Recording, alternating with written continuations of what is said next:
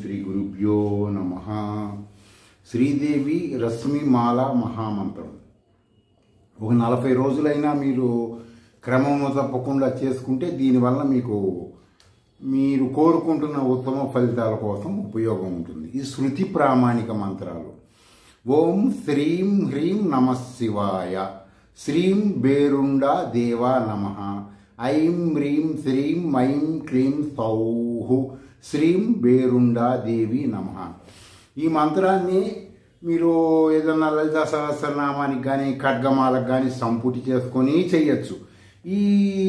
మీరు చేస్తున్న ఖడ్గమాలలో ఇది ఉంటుంది, అయితే శక్తిపరంగా ఉంటుంది. ఇక్కడ శివశక్తిగా చెప్పడం జరుగుతుంది.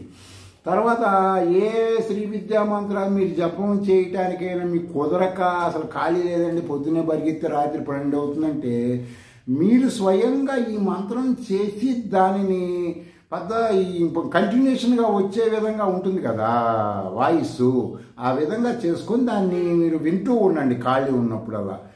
దీనివల్ల ఏమవుతుందంటే యాంబియంట్ కంపానియన్ సౌండ్గా వినటం వలన దీని వైబ్రేషను, సౌండ్, ఫ్రీక్వెన్సీల నుంచి ఉత్తమ ప్రయోజనం మీరు పొందుతారు. మీరు 24 గంటలు కనుక ఖాళీ ఉన్నప్పుడల్లా 24 గంటలు పనులు మానుకొని ఇది చేసుకోమని కూడా చెప్పట్లేదు నేను.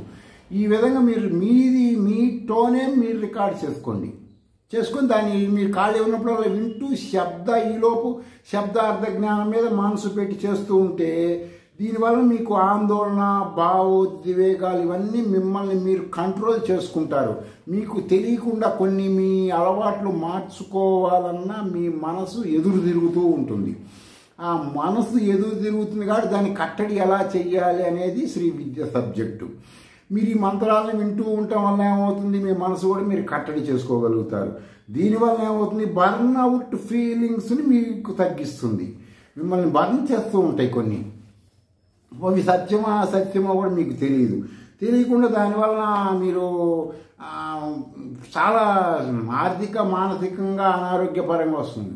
దీన్ని మీరు వింటూ ఉండటం వల్ల ఇంట్లో ప్రారంభంలో మాత్రం ఇవి చేస్తున్న వాళ్ళు వాచికముగానే చెయ్యాలి, ఇంటర్నల్గా చేయకూడదు. ఒక 40 రోజుల పాటు వాచికంగా మీరు చేస్తూ ఉన్నారనుకోండి, ఆ నోట్లోంచి వచ్చే సౌండ్ చెవుల్లో పోయి చెవుల్లోంచి మనసుకు వచ్చి మనసు నుంచి బుద్ధికి వెళ్తుంది.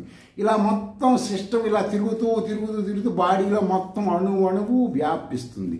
వ్యాపించిన తర్వాత ఏం చేస్తారు మీరు, అప్పుడు మననాత్రాయతే మంత్ర అని అప్పుడు చెయ్యాలి.